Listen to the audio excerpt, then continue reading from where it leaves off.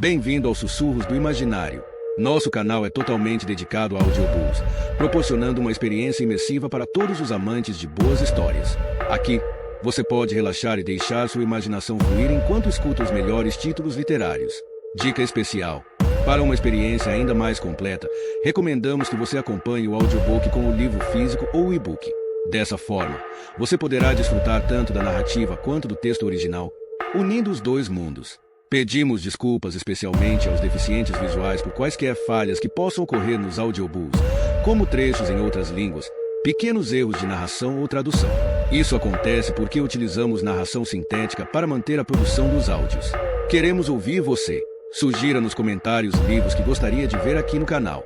Não se esqueça de curtir, comentar e se inscrever para ficar por dentro de todas as novidades. Obrigado por estar conosco e bons sussurros.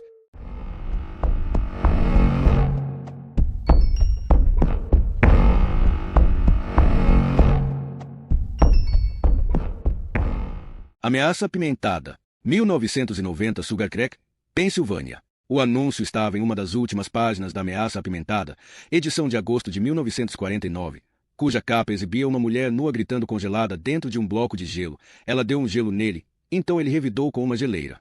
Tinha uma coluna só, logo abaixo de uma propaganda bem maior dos porta-seio Adola. Realce e embeleze suas curvas. Ben Partridge só reparou nele depois de uma olhada demorada na senhora do anúncio da Adola, dona de um par de seios pálidos e apetitosos sustentados por um sutiã de bojos cunicos com um brilho metálico. Com os olhos fechados e os lábios ligeiramente entreabertos, ela parecia estar dormindo e sonhando com os anjos e Bing imaginava acordá-la com um beijo. Bing e Adola foram passear, cantarolou. Mas eles na verdade só queriam trepar. Ele estava em seu cantinho tranquilo no porão, com a calça arriada e a bunda apoiada no concreto frio. Sua mão livre se achava mais ou menos onde vocês imaginam, mas ele ainda não estava particularmente mandando ver. Folheava a revista em busca das melhores partes quando encontrou o anúncio, um tijolinho de texto no canto inferior esquerdo da página. Um boneco de neve de cartola apontava com um braço torto para uma parte do texto emoldurada por flocos. Ben gostava das propagandas na quarta capa daquelas revistas de Pulp Fiction. Anúncios de escaninhos de latão cheios de soldados de chumbo recria a emoção da Batalha de Verdun. De equipamentos da época da Segunda Guerra Mundial, baionetas, fuzis, máscaras de gás, de livros que ensinavam a ter sucesso com as mulheres, ensine-a a dizer eu te amo. Muitas vezes recortava os formulários de pedido e mandava dinheiro trocado ou notas de $1 surradas na tentativa de comprar viveiros de formigas e detectores de metal. Queria, do fundo do coração, maravilhar seus amigos e assombrar seus parentes. Pouco importava que os seus amigos fossem os 3 patetas subordinados a ele na equipe de zeladores da North Shenfar e que seus únicos parentes de primeiro grau já estivessem sob 7 palmos de terra no cemitério atrás do Tabernáculo da Nova Fé. Ben nenhuma vez levará em consideração o fato de a coleção de Pulp Fiction levemente pornográfica do pai, que mofava dentro de uma caixa de papelão em seu cantinho tranquilo no porão, ser mais velha do que ele próprio. Logo, a maioria das empresas para as quais ele mandava dinheiro tinha deixado de existir tempos antes. Mas o que ele sentiu ao ler e reler o anúncio daquele lugar chamado Terra do Natal foi uma reação emocional de outro naipe. Seu pênis não circuncidado cheirando a esperma murchou em sua mão esquerda, esquecido. Sua alma era um campanário em que todos os sinos haviam começado a tocar ao mesmo tempo. Ele não tinha a menor ideia de onde ficava ou do que poderia ser aquela tal Terra do Natal, da qual nunca ouvirá falar. Mesmo assim, sentiu na hora que passará a vida inteira querendo ir para lá. Percorrer as ruas calçadas de pedra, passear sob os postes inclinados em forma de bengalas de doce listradas, observar as crianças gritarem enquanto davam voltas e mais voltas no carrossel das renas. O que você daria para passar a vida inteira em um lugar onde todas as manhãs fossem Natal e a infelicidade fosse contra a lei? Gritava o anúncio. Ben já tinha 42 natais nas costas, mas, sempre que pensava na manhã do dia de Natal, só um deles contava e representava todos os outros. Nessa lembrança, sua mãe tirava do forno biscoitos doces em forma de árvores natalinas e a casa toda se enchia com seu aroma de baunilha. Ainda faltavam muitos anos para John Partridge levar um prego de pistola no lóbulo frontal e, nessa manhã, ele estava sentado no chão com o filho observando atentamente abrir seus presentes. O último era o mais vivo na memória de Ben. Uma caixa volumosa contendo uma grande máscara de gás de borracha e um capacete amassado, com ferrugem nos locais em que a tinta fora removida. Foi esse equipamento que me manteve vivo na Coreia, informou o pai. Ele é seu agora. Essa máscara de gás que você está segurando foi a última coisa que 3 amarelos viram na vida. Ben pôs a máscara e espiou o pai através das lentes de plástico transparente. Com ela, a sala lhe pareceu um pequeno mundo preso dentro de uma daquelas velhas máquinas de vender chiclete. O pai pôs o capacete sobre a cabeça dele e bateu continência. Bing retribuiu solenemente o gesto. Então é você o tal soldadinho de quem todo mundo anda falando, falou o pai. O senhor indestrutível. O soldado raso que não atura merda. É isso mesmo. Soldado raso que não atura merda se apresentando para o serviço. Senhor? Sim, senhor. A mãe soltou sua risada estridente e nervosa e disse: John, olhe a boca. No dia de Natal. Isso não está certo. Hoje é o dia em que recebemos Nosso Senhor nesta terra. Mães, comentou John Partridge com o filho depois de a esposa lhes deixar biscoitos e voltar à cozinha para buscar chocolate quente. Se você deixar, elas fazem você mamar no peito a vida inteira. É claro que, pensando bem, não há nada de errado nisso. Ele deu uma piscadela. Lá fora, a neve caía em grandes flocos que pareciam penas de ganso e os três passaram o dia inteiro em casa. De capacete e máscara de gás, Bing atirou no pai vezes sem conta. E por diversas vezes John morreu e caiu da poltrona reclinada em frente à TV. Bing também matou a mãe, que, obediente, fechou os olhos e permaneceu imóvel durante um intervalo comercial quase inteiro. Só acordou quando o filho tirou a máscara e lhe deu um beijo na testa. Ela sorriu e falou: Deus o abençoe, pequeno Bing Partridge. Eu amo você mais que tudo. O que ele daria para se sentir assim todos os dias?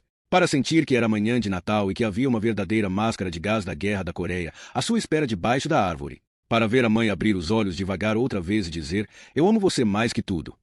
A pergunta, na realidade, era o que ele não daria. Ele avançou 3 passos em direção à porta antes de se lembrar de puxar a calça para cima. Depois que o pai não pudera mais trabalhar, a mãe havia assumido algumas tarefas de secretária na igreja e a máquina de escrever elétrica Olivetti que ela usava continuava guardada no armário da entrada. A tecla da letra U tinha caído, mas o algarismo, 0, poderia substituí-la. Pôs uma folha de papel na máquina e começou a digitar. CAR 0SXXX respeitáveis PR 0 proprietário 0S da XXX terra D0 Natal. Esta é uma Re 0 Sasta 0 seu anúncio 0 na revista Ameaça Apimentada. Se o quer 0 trabalhar na terra D0 Natal. P0 DEM a P0 Stark sim. Tem N0 D0 IT 0 AN 0 S de Servir 0 na N0 Renchenfar em Sugar Creek, Pensilvânia e AD0 ZS 0 UXXX gerente da equipe de Zelad 0 Res. Minhas atribuis 0ES incluem a manutenção 0 e 0 trans 0 rete de MUN 0S gases C0 mrimin 0 SC 0 M0 0 XGN 0, IDA 0 GN 0, L0 e CEL 0 Fluran 0. Adivinhem quando 0S acidentes já 0 C0 Heron S0B a minha gerência. Nenhum. 0 que eu daria para que T0D0S0S dias F0 sem Natal. Melhor 0R seria perguntar quem eu teria que matar. Hahaha. NAN 0 existe nenhum trabalho 0 SU 0 que eu já NAN 0 tenha feito 0 para N0 Renchenfar. Já limpei privadas trans 0 dan 0 de XXXV0C sabem 0 que já enxuguei xixi de parede, já envenenei dezenas de RAT 0S. Stan 0 PR 0 curan 0 alguém que NAN 0 tenha med 0 de sujar as man 0S. Bem, sua busca acaba 0U. Eu S0 exatamente a P0 aqui 0S 100 0 res Stan 0 PR 0 curan 0. O H0 men de atitude. Que AD0 ha crianças e NAN 0 tem med 0 de aventura. NAN 0 que é 0 grande C0 ISA. A NAN 0 ser um B0M lugar para trabalhar. Um emprego 0 de segurança me C0 viria muito 0 bem. Para ser sincero 0 C0M0 S100 0 res. Um dia eu S0 NE em servir a 0 meu altio 0 país de Univ 0 I. C0M0 meu pai fez na guerra da C0 Reia. Mas algumas indiscris 0 ES juvenis e uns tristes PR 0 blemas familiares me impediram. 0 Ra. NAN 0 V0 o ficar me lamuriando 0. Acreditem. Se eu pudesse vestir 0 Univ 0 RI de segurança da terra D0 Natal, para mim seria uma H0NRA. S01C0 Leci 0 NAD 0 R de MEN 0 Rabilia militar genuína. Tenenhen 0 minha PR 0 Pria arma e sei usá-la.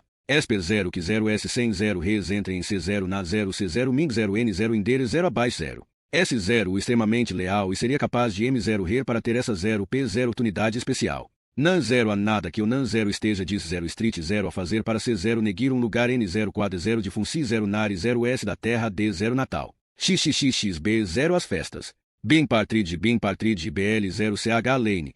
25 Sugar Creek. Pensilvânia 16.323 ele tirou a folha de papel da máquina e releu a carta movendo os lábios. O esforço de concentração o deixará ensopado de suor. Julgou ter exposto com clareza e segurança os fatos relativos a si mesmo. Ficou preocupado que fosse um erro mencionar as indiscris 0 ES juvenis ou os tristes PR 0 blemas familiares, mas depois decidiu que eles provavelmente descobririam o que havia acontecido com seus pais, quer ele tocasse no assunto ou não, e que era melhor ser sincero do que dar a impressão de que estava escondendo algo.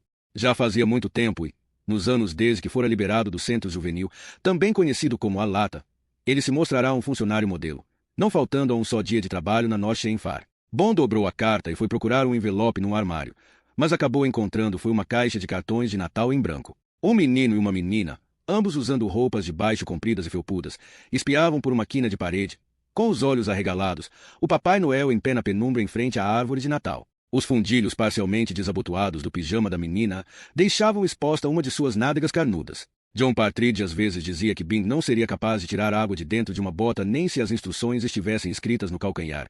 E talvez até fosse verdade, mas ainda assim ele sabia reconhecer uma coisa boa quando havia. A carta e um cartão foram colocados em um envelope decorado com folhas de azevinho e cranberries lustrosos. Antes de pôr a carta na caixa de correio no final da rua, ele beijou o envelope como um padre beija a Bíblia. No dia seguinte, às 2:30, estava esperando junto à caixa de correio quando o carteiro veio subindo a rua em seu furgãozinho branco engraçado. As flores de papel alumínio no quintal em frente à casa giravam preguiçosas e emitiam um zumbido que mal se podia escutar. Bing, você não deveria estar no trabalho.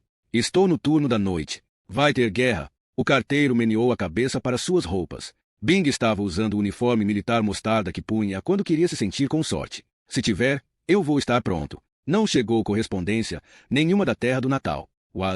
Claro, como poderia chegar? Ele só tinha mandado o cartão na véspera. No dia seguinte também não chegou nada. No outro, também não. Na segunda-feira, ele teve certeza de que alguma coisa iria chegar e já estava no degrau em frente à casa antes mesmo do horário previsto do carteiro. Negras e feias nuvens de chuva encimavam o pico do morro por trás do campanário do Tabernáculo da Nova Fé. Um trovão abafado estourou a 3 quilômetros de distância. Foi menos um barulho e mais uma vibração, que penetrou bem fundo em Bing e sacudiu-lhe os ossos dentro de seu invólucro de banha. As flores de papel alumínio giravam descontroladamente e emitiam um barulho igualzinho a um bando de crianças de bicicleta descendo desabaladas por uma ladeira. Os roncos e trovoadas deixavam Bing bastante perturbado. No dia em que a pistola de pregos tinha disparado, fazia um calor insuportável e trovejava muito. Era assim que ele pensava no ocorrido.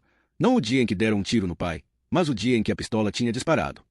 Seu pai sentirá o cano encostado na têmpora esquerda e olhara de esguelha para o filho em pé ao seu lado. Tomara um gole de cerveja, estalara os lábios e dissera: eu até ficaria com medo se achasse que você tem culhão para isso. Depois de puxar o gatilho, Bing ficará sentado ouvindo a chuva tamborilar no telhado da garagem enquanto John Partridge, estatelado no chão, mexia um dos pés de forma convulsiva e uma mancha de urina se espalhava pela frente de sua calça. Ficará sentado ali até a mãe entrar na garagem e começar a gritar. Então chegará a vez dela, mas não com a pistola de pregos. Agora, no quintal de sua casa, Bing via as nuvens se aglomerarem acima da igreja no alto do morro, onde sua mãe tinha trabalhado durante todos os seus últimos anos de vida, a igreja que ele fora todo domingo, desde antes mesmo de aprender a andar ou a falar. Uma de suas primeiras palavras tinha sido Luia, o mais perto que ele conseguia chegar de Aleluia. Por muitos anos, sua mãe o chamara de Luia. Ninguém mais rezava ali. O pastor Mitchell tinha fugido com o dinheiro do templo e uma mulher casada, e o imóvel fora confiscado pelo banco. Nas manhãs de domingo, os únicos penitentes no tabernáculo da Nova Fé eram os pombos que moravam nas vigas. Hoje em dia, a igreja metia um pouco de medo em Bing. Seu vazio o amedrontava. Imaginava que ela o desprezasse porque ele a abandonara e abandonara Deus e que às vezes se inclinava para a frente nos alicerces para fitá-lo com a ira de seus olhos de vitral. Em certos dias, como aquele, quando a floresta se enchia com os loucos estrilos dos insetos de verão e o ar tremeluzia com um calor liquefeito, a igreja parecia à espreita. As trovoadas martelavam à tarde. Chuva, chuva, vá embora, sussurrou Bing para si mesmo. Volte de novo outra hora. A primeira gota morna bateu na sua testa. Outras a seguiram, brilhando muito sob o sol que descia enviesado do vasto céu azul a oeste. Pareceram-lhe quase um espirro de sangue. Na hora que o carteiro chegou, atrasado, Bing já estava encharcado e encolhido debaixo do beiral de telhas em frente à sua porta. Ele correu sob o toró até a caixa de correio logo antes de um raio emergir das nuvens e cair com estardalhaço em algum lugar atrás da igreja. Bing soltou um grito agudo enquanto o mundo se acendia de azul e branco, certo de que estava prestes a ser traspassado, queimado vivo, tocado pelo dedo de Deus por ter acertado o pai com a pistola de pregos e pelo que fizera depois com a mãe no chão da cozinha. Havia uma conta da concessionária de serviços públicos, uma filipeta anunciando uma nova loja de colchões e nada mais. 9 horas depois, Bing acordou na cama ao som trêmulo de violinos e de um homem cantando com uma voz tão suave e untuosa quanto glacê de baunilha para bolo. Era seu xará, Bing Crosby, que estava sonhando com um Natal branco igualzinho aos da sua infância. Bing puxou as cobertas até junto do queixo e escutou com atenção.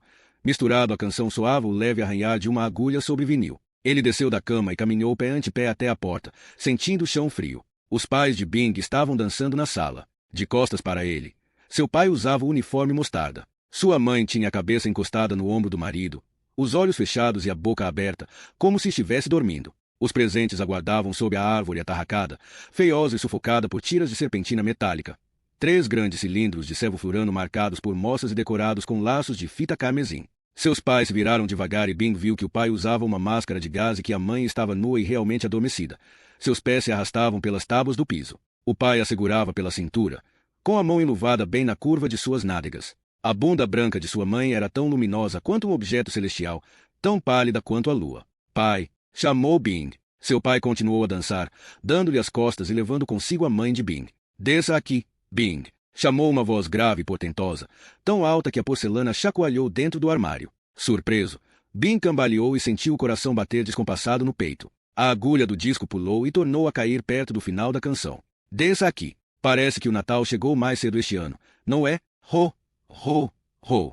Parte de Bing quis voltar correndo para o quarto e bater a porta, tapar os olhos e os ouvidos ao mesmo tempo. Mas ele não conseguiu reunir forças para fazer nada disso. Tremia só de pensar em dar mais um passo.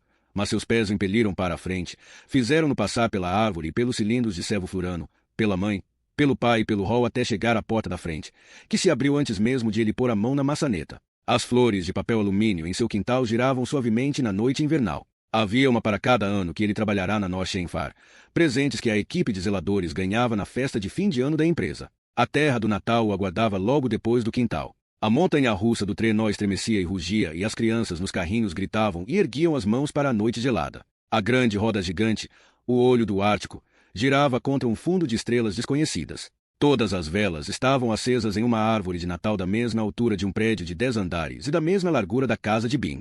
Feliz Natal, Bing, seu doido! Bradava o vozeirão. Quando Bing olhou para o céu, viu que a lua tinha um rosto sorridente, um olho só, esbugalhado e vermelho, espiava de uma caveira descarnada, uma paisagem feita de crateras e osso. Bing, seu filho da puta doido, está preparado para a melhor viagem da sua vida.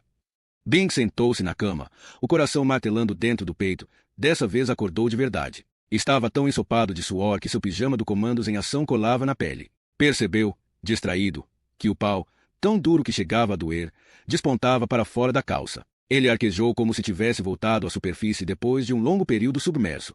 O quarto estava tomado pela luz fria e cor de osso de uma lua sem rosto. Bing passou quase um minuto ofegando antes de reparar que White Christmas ainda soava. A canção o havia seguido para fora do sonho. Vinha de muito longe e parecia ficar mais baixa a cada instante. Bing soube que, se não se levantasse para escutar, ela logo sumiria e no dia seguinte ele iria pensar que a imaginara. Levantou-se e caminhou sob as pernas bambas até a janela para espiar o quintal. Um carro antigo se afastava no final do quarteirão, um Rolls-Royce preto com estribos e detalhes cromados. Os faróis traseiros reluziam vermelhos na noite e iluminavam a placa, nos 4-2. O veículo dobrou a esquina e desapareceu, levando consigo o som alegre do Natal.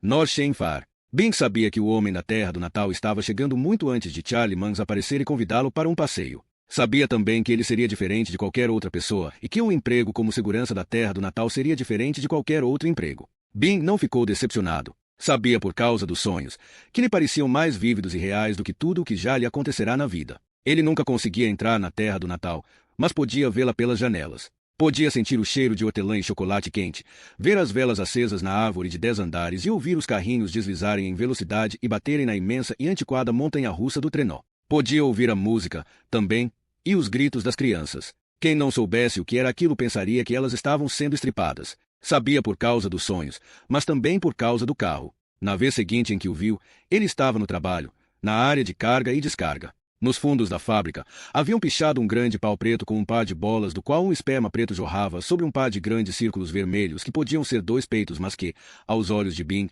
pareciam enfeites de Natal. Ele estava lá fora, com sua roupa de proteção de borracha e sua máscara de gás industrial, segurando um balde de lixívia diluída em água para remover a pichação com um escovão. Adorava ver a lixívia dissolver a tinta. Dennis Lowry, o rapaz autista que trabalhava no turno da manhã, dizia que era possível usá-la para dissolver um corpo, transformando-o em graxa. Ele e Bing tinham deixado um morcego morto dentro de um balde com a substância de um dia para o outro. Na manhã seguinte, restavam apenas ossos semi-transparentes que pareciam de brinquedo. Ele deu um passo para trás e admirou seu trabalho. As 2 bolas tinham praticamente sumido e dava para ver os tijolos vermelhos. Restavam apenas o grande pau preto e os peitos. Enquanto os encarava, De repente Bing viu a própria sombra surgir, bem destacada contra a parede. Girou nos calcanhares e ali estava o Rolls-Royce preto, estacionado do outro lado do alambrado, com a luz forte dos faróis dianteiros muito juntos brilhando bem na sua cara. Uma pessoa podia passar a vida inteira vendo pássaros sem saber distinguir um pardal de um melro, mas todos nós sabemos reconhecer um cisne quando ele aparece. O mesmo acontecia com carros. Você podia até não saber diferenciar um Firebird de um Fiero, mas identificava um Rolls-Royce. Bing sorriu ao ver o automóvel. Seu coração acelerou repentinamente e ele pensou, é agora. Ele vai abrir a porta do carro e dizer, você é Bing Partridge, o rapaz que escreveu pedindo um emprego na terra do Natal. E aí minha vida vai começar. Minha vida vai enfim começar. Só que a porta não se abriu, não nessa hora. O homem ao volante, Bing não conseguiu ver seu rosto por causa do clarão dos faróis. Não chamou nem abaixou o vidro. Só piscou o farol em uma saudação cordial antes de fazer uma curva aberta com o carro e apontá-lo para longe do prédio da North Shenfar. Bing tirou a máscara e a colocou debaixo do braço. Estava corado e o contato do ar fresco na pele foi agradável. Ouviu uma música de Natal vindo do carro, Joy to the World, cantando a alegria do mundo. Era assim mesmo que ele se sentia. Pensou se o homem ao volante do Rolls-Royce queria que ele fosse até lá, que largasse a máscara e o balde de lixívia, passasse por cima do alambrado e se acomodasse no banco do carona. Mas, assim que ele deu um passo à frente, o carro começou a se afastar pela rua. Espere aí! Gritou ele. Não vá embora. Espere. A visão do automóvel partindo, daquela placa nos 4x2 diminuindo gradualmente de tamanho à medida que o Rolls-Royce se afastava, o deixou chocado. Tomado por um misto de excitação e pânico que o deixou meio atordoado, Bing gritou. Eu vi a terra do Natal. Por favor, me dê uma chance. Volte, por favor. As luzes de freio piscaram. O Rolls-Royce diminuiu a velocidade por um instante, como se as palavras de Bing tivessem sido escutadas, mas então seguiu em frente. Me dê uma chance. Me dê só uma chance. Ele se esgoelou. O Rolls-Royce avançou, dobrou a esquina e sumiu, deixando Bing arfando, encharcado de suor, com o coração disparado. Ele ainda estava ali parado quando o Sr. Paladin, seu supervisor, chegou à plataforma para fumar um cigarro. Ei, Bing, ainda tem bastante pau nessa parede. Hoje é dia de trabalho ou feriado. Desolado, Bing fitava a rua. Feriado de Natal, respondeu ele, mas em voz baixa, para o Sr. Paladin não escutar. Fazia uma semana que ele não via o Rolls-Royce quando trocaram seu horário e ele teve que cumprir um turno duplo na North Shenfar, das 6 da manhã às 6 da tarde. Fazia um calor dos infernos dentro dos depósitos. Estava tão quente que os cilindros de ferro cheios de gás comprimido chiavam se você roçasse neles. Bing pegou o ônibus de sempre na volta para casa. 40 minutos com os dutos de ventilação soprando um ar fedido e uma criança pequena berrando. Desceu em Fairfield Street e percorreu os 3 últimos quarteirões a pé. O ar não parecia mais gasonso e, sim, líquido, quase fervente, emanando do asfalto amolecido e deixando o ar distorcido. A linha de casas no final do quarteirão tremeluzia como reflexos ondulantes de uma poça d'água em movimento. Calor, calor, vá embora, cantarolava Bing. Venha me ferver outra. O Rolls-Royce estava parado do outro lado da rua, bem em frente à sua casa. O homem ao volante esticou o corpo para fora da janela do carona, virou a cabeça para olhar Bing e sorriu-lhe como um velho amigo. Acenou com a mão de dedos compridos. Venha logo. Bing ergueu a mão num reflexo para acenar de volta e desceu a rua com uma corridinha desajeitada. De certa forma, estava perturbado por ver o carro ali. Parte de si acreditava que o homem da terra do Natal acabaria vindo buscá-lo. Outra parte, porém, havia começado a se preocupar que os sonhos e as visões ocasionais do carro fossem feito corvos voando em círculos acima de algo doentio e próximo da ruína, sua própria mente. Cada passo em direção a nos 4x2 lhe dava mais certeza de que o automóvel iria começar a se mover e a se afastar até sumir de novo. Mas isso não aconteceu. O motorista, na verdade, não estava sentado no banco do carona, porque, naturalmente, o Rolls-Royce era um antigo carro inglês e o volante ficava do lado direito. O homem exibiu um sorriso benevolente para Bing, que logo percebeu que aquele homem, embora pudesse aparentar 40 e poucos anos, era muito mais velho do que isso. Seu olhar era suave e desbotado como aqueles cacos de vidro desgastados que se costuma encontrar na praia. Não se podia calcular sua idade. O rosto era comprido, sofrido, sábio e bondoso, embora ele tivesse os dentes saltados e um pouco tortos. Algumas pessoas o descreveriam como cara de fuinha, pensou Bing, embora de perfil também fosse muito parecido com as efígies que se via nas cédulas. Olha ele aí! Exclamou o homem ao volante. O jovem Bing Partridge, todo animado. O cara da vez. Já passou da hora de nós dois termos uma conversa, jovem Partridge. Aposto que vai ser a conversa mais importante da sua vida. O senhor é da terra do Natal? Perguntou Bing com a voz rouca. O homem levou um dedo à lateral do nariz. Charlie Stalintmans III, meu caro, ao seu dispor. CEO das organizações Terra do Natal, diretor da Terra do Natal Entretenimento, presidente da Alegria, conhecido também como Sua Eminência, o rei merda do Morro de Bosta, embora isso não esteja escrito no meu cartão. Os dedos dele estalaram e fizeram um cartão de visita se materializar do nada. Bingo pegou e viu que estava escrito Charlie sob 2 bengalas de doce cruzadas. Se você lamber o cartão, dá para sentir o gosto dessas bengalas, disse Charlie. Bing encarou o papel por alguns segundos, então passou a língua áspera no cartão. Tinha gosto de papel. Brincadeirinha! Exclamou Charlie, dando um soco de leve no braço de Bing. Quem você acha que eu sou? Willy Wonka. Dê a volta. Entre. Meu filho. Você parece que vai derreter e virar uma poça de suco de Bing. Vou levá-lo para tomar um refrigerante. Temos coisas importantes a discutir. Um emprego, indagou Bing. Um futuro.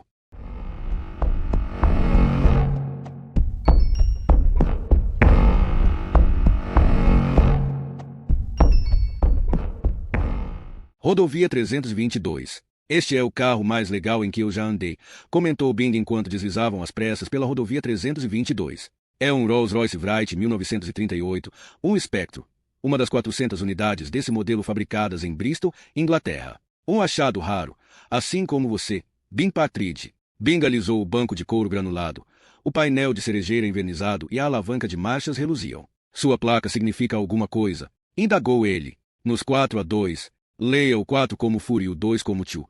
A placa forma a palavra Nosferatu, respondeu Charlie Monks. Nosfer quem? É uma das minhas piadas internas. Minha primeira mulher uma vez me acusou de ser um Nosferatu. Não usou essa palavra específica, mas outra bem próxima. Você já teve urticária? Bing? Não tenho faz tempo. Quando eu era pequeno, antes de morrer, meu pai me levou para acampar e, se ele o tivesse levado para acampar depois de morrer, meu filho, aí, sim, você teria uma história para contar. Perguntei isso porque minha primeira mulher era que nem uma urticária. Eu não a suportava, mas não conseguia ficar longe dela. Eu coçava até tirar sangue e depois coçava mais um pouco. O seu trabalho parece perigoso, Sr. Partridge. A transição foi tão abrupta que pegou Bing de surpresa e ele precisou de um instante para processar que era a sua vez de falar. Parece. O senhor mencionou na carta que trabalhava com gases comprimidos. Cilindros de hélio e oxigênio não são altamente explosivos. Ah, são. Sim. Uns anos atrás, um cara foi fumar escondido perto de um cilindro de nitrogênio com a válvula aberta na baia de carregamento. O negócio soltou um silvo bem alto e saiu voando feito um foguete. Bateu na porta de incêndio com tanta força que a arrancou das dobradiças. E olhe que a porta de incêndio é de ferro. Mas dessa vez ninguém morreu. E a minha equipe não teve nenhum acidente desde que eu virei o chefe. Bom, quase nenhum acidente. Dennis Lowry respirou um pouco de fumaça de pão de mel uma vez, mas isso não conta. Nem doente ele ficou. Fumaça de pão de mel? É uma mistura aromatizada de sevoflurano que vendemos para consultórios de dentistas. Também dá para fabricar sem aroma, mas as crianças gostam da boa e velha fumaça de pão de mel. Ah, é um narcótico. Você fica sem saber o que está acontecendo ao redor, mas ela não faz você dormir. É mais como se você só soubesse o que os outros lhe contam, e você perde qualquer intuição. Bing não conseguiu se conter e riu um pouco. Depois tornou a falar quase como se pedisse desculpas. A gente falou para o Dennis que estava na hora da discoteca e ele começou a mexer o quadril igual ao John Travolta naquele filme. A gente quase morreu. O Sr. Monks abriu a boca e exibiu os dentinhos marrons em um sorriso feioso. Gosto de quem tem senso de humor, Sr. Partridge. Pode me chamar de Bing, Sr. Monks. Aguardou o Sr. Monks retrucar que ele podia chamá-lo de Charlie, mas o motorista apenas retrucou.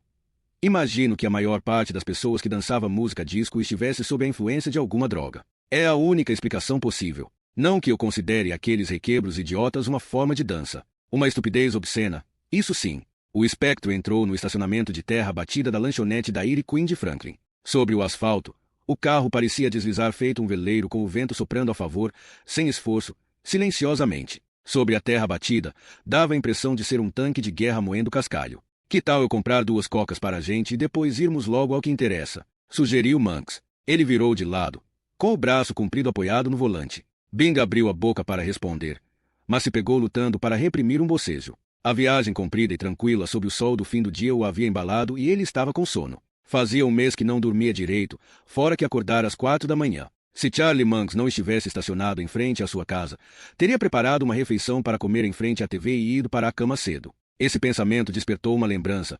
Eu sonhei com ela. Vivo sonhando com a terra do Natal. Encabulado, ele riu. Monks iria considerá-lo mesmo um tolo. Mas não foi o que aconteceu. O sorriso de Charlie se abriu mais ainda. Você sonhou com a lua? A lua falou com você? Bing sentiu o ar lhe fugir dos pulmões e encarou Mangs assombrado, talvez até um pouquinho alarmado. Você sonhou com ela porque lá é o seu lugar, Bing. Mas se quiser ir vai ter que fazer por merecer. E eu posso dizer como. Alguns minutos depois, o Sr. Mangs voltou do balcão de lanches para a viagem. Acomodou o corpo magro atrás do volante e passou para Bing uma garrafa bem gelada de Coca-Cola, de onde o gás escapava com um barulho audível. Bing nunca tinha visto uma garrafa parecer tão desejável quanto aquela. Jogou a cabeça para trás, despejou o refrigerante goela abaixo, tomando depressa 1, 2, 3 goles. Quando baixou a garrafa, a bebida já estava pela metade. Ele inspirou profundamente e soltou um arroto, um ruído seco, áspero, alto como alguém rasgando um lençol. Seu rosto se inflamou de vergonha,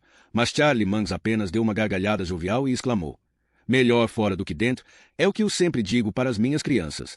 Bing relaxou e deu um sorriso tímido. O arroto tinha saído com um gosto ruim, de coca misturada, estranhamente, com aspirina. Mangs girou o volante e os levou de volta à estrada. O senhor andou me observando, falou Bing.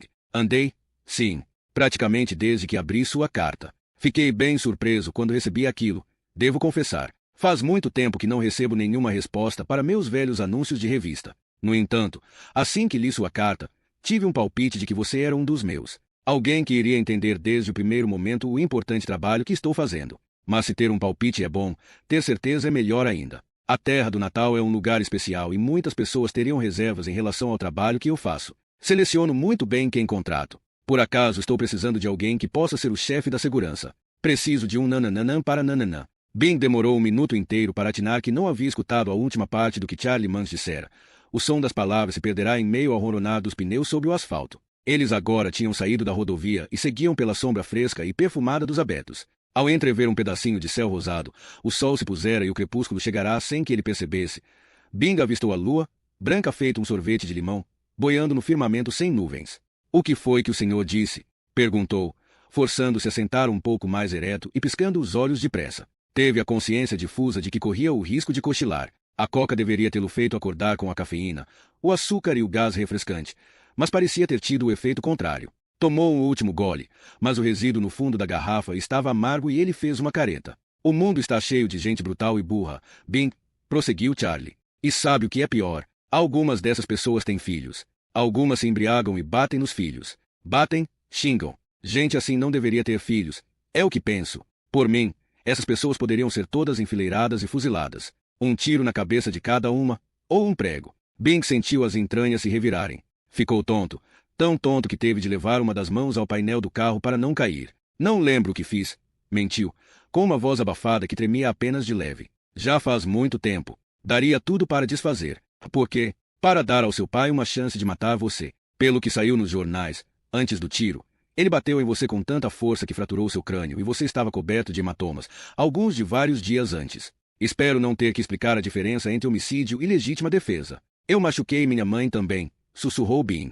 Na cozinha. Ela não me fez nada. O Sr. Mangs não pareceu comovido com esse detalhe. Nem onde ela estava enquanto seu pai batia em você. Imagino que não tenha tentado heroicamente proteger você com o próprio corpo. Porque ela nunca chamou a polícia. Por acaso não achou o telefone na lista? Mangs deu um suspiro cansado. Queria que alguém tivesse dado apoio para você, Bing.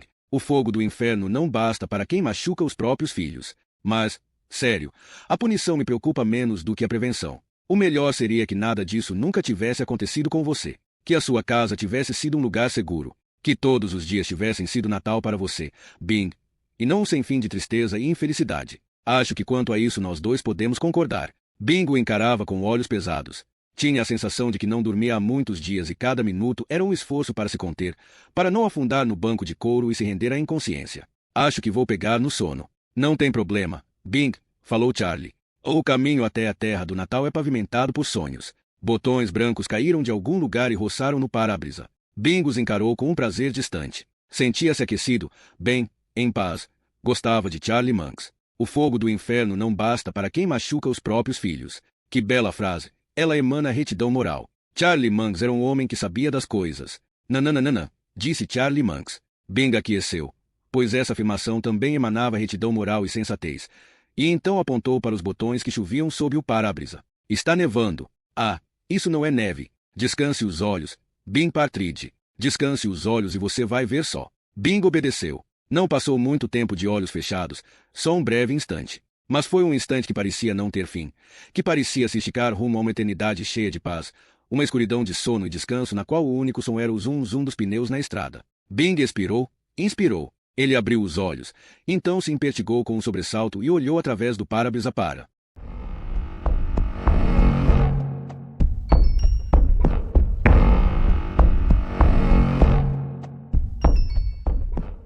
A estrada rumo à terra do Natal. O dia tinha ido embora e os faróis do espectro penetravam uma escuridão congelada. Flocos brancos chispavam pelo facho de luz e batiam suavemente no para-brisa. Isso, sim, é neve, exclamou Charlie Mangs ao volante. Bing passará de um estado de sonolência ao alerta total em um segundo, como se a consciência fosse o interruptor que alguém tivesse acionado. O sangue pareceu a correr todo de uma só vez para o seu coração. Ele não teria ficado mais chocado se tivesse descoberto uma granada no próprio colo. O céu estava metade encoberto por nuvens, metade coalhado de estrelas, acima das quais boiava uma lua de nariz adunco e boca larga e sorridente. Ela fitava a estrada com uma nesga amarela de olho abaixo de uma pálpebra caída. A estrada era margeada por abetos deformados. Bing teve de olhar 2 vezes antes de perceber que não eram coníferas, sim, árvores de jujuba. A terra do Natal, sussurrou. Oh não, replicou Manx. Estamos muito longe ainda. 20 horas de carro pelo menos. Mas ela está lá, fica no oeste. E uma vez por ano,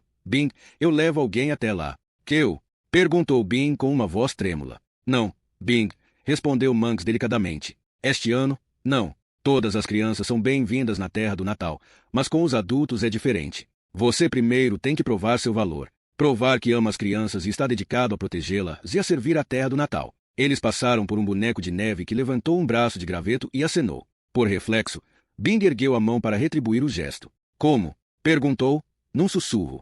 Você tem que salvar 10 crianças comigo, Bing. Salvá-las de monstros. Monstros? Que monstros? Os pais, explicou Manx solenemente. Bing afastou o rosto do vidro gelado da janela do carona e virou a cabeça para olhar Charlie Manx. Segundos antes, quando fechará os olhos, ainda havia claridade no céu e o Sr. Manx estava usando uma camisa branca lisa e suspensórios. Agora, porém, trajava um paletó de fraque e um cap escuro com aba de couro preto. O casaco tinha uma dupla fileira de botões de latão e parecia o tipo de roupa que o oficial de um país estrangeiro talvez usasse, um tenente da guarda real. Ao baixar os olhos, Bing viu que também estava de roupa nova.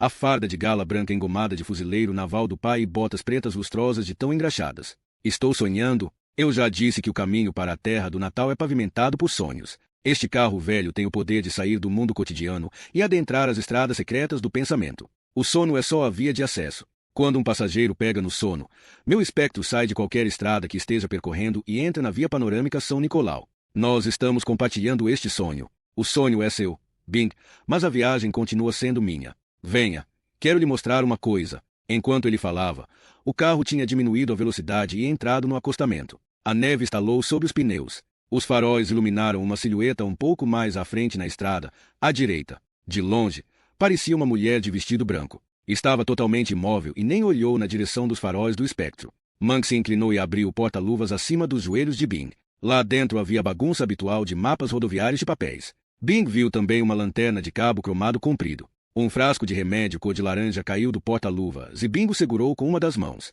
Nele estava escrito Anson, Dewey, vale 50 mg. Manx empunhou a lanterna, endireitou-se e abriu uma fresta de sua porta. Daqui vamos ter que andar. Bing ergueu o frasco de remédio. O senhor me deu alguma coisa para dormir. Manx deu uma piscadela. Não me leve a mal, Bing.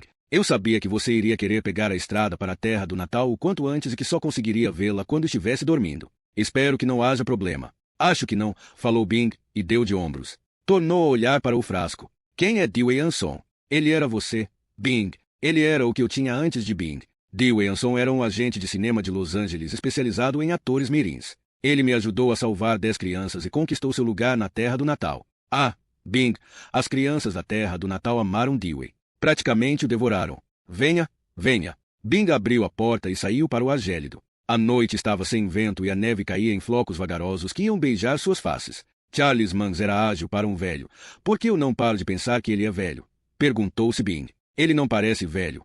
E avançou a passos largos pelo acostamento, fazendo as botas chiarem. Bing o seguiu pesadamente, abraçando o próprio corpo envolto na fina farda de gala. Não era uma mulher de vestido branco e, sim, 2, ladeando um portão de ferro preto. Eram idênticas, duas damas esculpidas em mármore lustroso. Estavam ambas inclinadas para a frente, com os braços abertos, e seus vestidos ondulantes brancos feito osso esvoaçavam atrás delas e se abriam como asas de anjos. Tinham a beleza serena, os lábios carnudos e os olhos cegos das estátuas clássicas, e seus seios pressionavam o pano dos vestidos. Como as bocas estavam entreabertas, pareciam arquejar, e seus lábios se curvavam como se estivessem prestes a rir, ou a gritar de dor. Manx passou pelo portão preto entre as duas estátuas.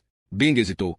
Então ergueu a mão direita e alisou a parte superior de um daqueles bustos lisos e frios. Sempre quisera tocar um seio assim, firme e farto. O sorriso da dama de pedra se alargou e Bing pulou para trás com um grito. Venha, Bing. Vamos cuidar dos nossos assuntos. Você não está vestido para este frio. Gritou Manx. Prestes a dar um passo à frente, Bing hesitou e olhou para o arco que encimava o portão de ferro aberto. O nome misterioso o fez franzir a testa, mas o Sr. Manx tornou a chamá-lo e ele se apressou. 4 degraus de pedra levemente salpicados de neve conduziam a uma plataforma de gelo preto, que estava granuloso por causa da neve recente. Porém, os flocos não formavam uma camada grossa, bastava um chute com a bota para expor a superfície de gelo logo abaixo. Bing dera apenas 2 passos quando divisou algo turvo preso dentro do gelo, menos de 10 centímetros abaixo da superfície.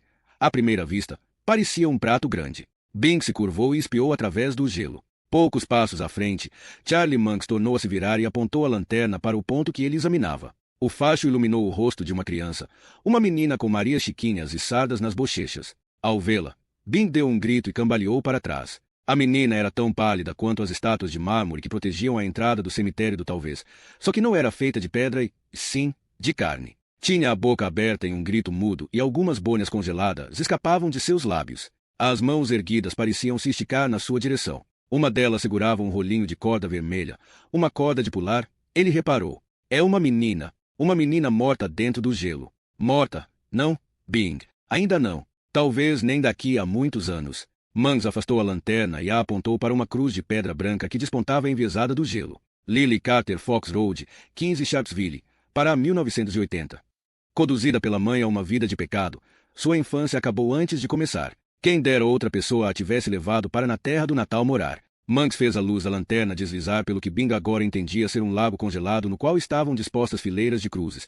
Era um cemitério enorme. A neve rodopiava em volta dos jazigos, das lápides e do vazio. Sob o luar, os flocos pareciam lascas de prata. Bing tornou a espiar a menina sob seus pés. Ela o encarou através do gelo opaco e piscou. Ele voltou a gritar e cambaleou para longe. Suas pernas esbarraram em outra cruz e ele deu um meio giro, perdeu o equilíbrio e caiu de 4 no chão. Olhou através do gelo fosco. Manx mirou o facho da lanterna no rosto de outra criança, um menino de olhos sensíveis e contemplativos emoldurados por uma franja clara. William Delman Matson Aveni, 42B Asbury Park, NJ 1981. Dele só queria brincar, mas seu pai não quis ficar. A mãe abandonou o lar. Drogas, facas, luto e pesar. Se ao menos alguém o tivesse ido salvar. Bing tentou se levantar, derrapou de forma cômica e tornou a cair, um pouco mais à esquerda. O feixe de luz lhe mostrou mais uma criança, uma menina asiática agarrada a um ursinho de pelúcia vestido com um paletó de tweed. Sarah Shaw, Rua 5, 39 Bangor, 1983. Um sonho trágico é a vida de Sarah, que aos 13 anos vai se enforcar. Imaginem só sua alegria rara se Charlie Manx a levar para passear. Bing emitiu um ruído de terror, metade gorgolejo, metade arquejo. A menina o encarava com a boca escancarada em um grito silencioso. Tinha sido enterrada no gelo com uma corda de varal enrolada na garganta. Manx segurou Bing pelo cotovelo e o auxiliou a se levantar. Sinto muito ter que fazê-lo ver isso tudo, Bing. Queria poder poupá-lo, mas você precisava entender os motivos do meu trabalho. Vamos voltar para o carro. Tenho uma garrafa térmica de chocolate quente. Manx ajudou Bing a atravessar o gelo, apertando seu braço com força para evitar que ele caísse outra vez. Os dois se separaram diante do carro e Charlie deu a volta até o lado do motorista, mas Bing hesitou um instante, reparando pela primeira vez no adorno do capô. Uma mulher sorridente feita de metal cromado, com os braços abertos e o vestido esvoaçando atrás de si como um par de asas. Reconheceu-a na hora. Era idêntica aos anjos de misericórdia que protegiam a entrada do cemitério. Depois que entraram no automóvel, Charlie Manx levou a mão até debaixo do banco e pegou uma garrafa térmica prateada. Tirou a tampa, encheu-a de chocolate quente e a estendeu. Bing segurou-a com as 2 mãos e sorveu o líquido escaldante e doce enquanto Charlie Manx fazia uma curva larga e muito aberta e rumava na direção contrária ao cemitério do talvez, partindo em velocidade pela mesma estrada por onde tinham chegado. Me fale sobre a terra do Natal, pediu Bing com a voz trêmula. É o melhor lugar de todos. Com todo respeito ao Sr. Walt Disney, a Terra do Natal é o verdadeiro lugar mais feliz do mundo. Se bem que, olhando por outro viés, acho que se poderia dizer que é o lugar mais feliz não deste mundo. Na Terra do Natal é Natal todos os dias e as crianças de lá nunca sentem nada que se assemelhe à infelicidade. Não, as crianças de lá nem entendem o conceito de infelicidade. Tudo que existe é diversão. É como o paraíso, só que, naturalmente, elas não estão mortas. Elas vivem para sempre. Permanecem crianças por toda a eternidade e nunca são obrigadas a lutar, suar e se rebaixar como nós, pobres adultos. Descobri esse lugar de puro sonho muitos anos atrás e os primeiros pequeninos a fixar residência lá foram meus próprios filhos, salvos antes de poderem ser destruídos pela pessoa lamentável e raivosa em que a mãe deles se transformou nos últimos anos. Lá é mesmo um lugar onde o impossível acontece todos os dias. Mas é um local para crianças, não para adultos. Só poucos adultos têm permissão para viver lá. Apenas aqueles que provaram sua devoção a uma causa maior. Apenas aqueles dispostos a sacrificar tudo em nome do bem-estar e da felicidade dos delicados pequeninos. Pessoas como você, Bing. Ele fez uma pausa e continuou.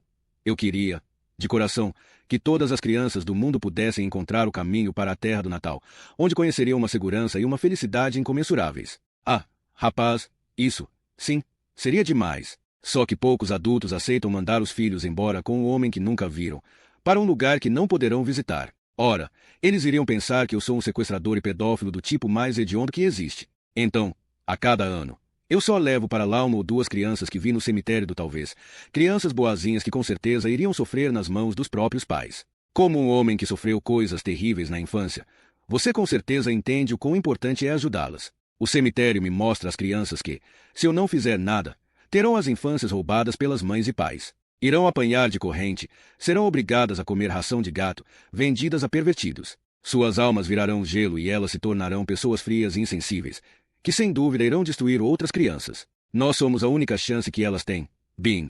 Durante meus anos como administrador da Terra do Natal, eu já salvei umas 70 crianças, e desejo ardentemente salvar mais 100 antes de concluir meu trabalho. Enquanto o carro chispava pela escuridão fria e cavernosa, Bing moveu os lábios para contar em silêncio. 70, murmurou. Achei que o senhor só resgatasse uma criança por ano. No máximo 2. Isso, é mais ou menos isso. Mas, quantos anos o senhor tem? Monks lhe deu um sorriso enviesado que exibiu os dentes acavalados, pontudos e marrons. Meu trabalho me mantém jovem. Termine o chocolate, Bing. Bing engoliu o último gole quente e doce. Em seguida fez girar os resquícios na tampa da garrafa térmica, notando um resíduo amarelo leitoso. Imaginou se teria acabado de ingerir mais algum item do armário de remédios de Dewey Anson, nome que soava como uma piada ou parte de alguma cantiga. Dewey Anson, antecessor de Bing, que tinha salvado 10 crianças e partido rumo à eterna recompensa na Terra do Natal. Se Charlie Monk salvara 70 crianças, deviam ter havido. Quantos? 7 antes de Bing. Que sortudos! Ele ouviu um ronco, o estrondo estalado e o chiado do motor de 12 cilindros de um caminhão grande se aproximando atrás deles. O som aumentava de volume a cada instante, mas, mesmo olhando para trás, ele não conseguiu ver nada. Está ouvindo isso? Indagou, sem perceber que a tampa vazia da garrafa térmica tinha escorregado de seus dedos de súbito dormentes. Está ouvindo alguma coisa se aproximar? Deve ser amanhã. Ela está nos alcançando depressa. Não olhe agora. Bing, lá vem ela. O ronco foi se intensificando e, de repente, o caminhão emparelhou com eles à esquerda de Bing. Ele olhou para a noite lá fora e, bem perto, viu com bastante clareza a lateral de um grande caminhão-baú. Pentados na carroceria havia uma campina verde, uma fazenda avermelhada, algumas vacas e um sol forte e sorridente subindo acima das colinas e iluminando letras de quase meio metro. Entrega sol nascente. Por um instante, o caminhão escondeu a terra e o céu, e o letreiro ocupou por completo o campo visual de Bing. O veículo então passou, deixando um rastro de poeira, e Bing se encolheu diante de um céu matinal tão azul que quase chegava a doer, um céu sem nuvem nenhuma, sem limites. Ao estreitar os olhos, viu-a,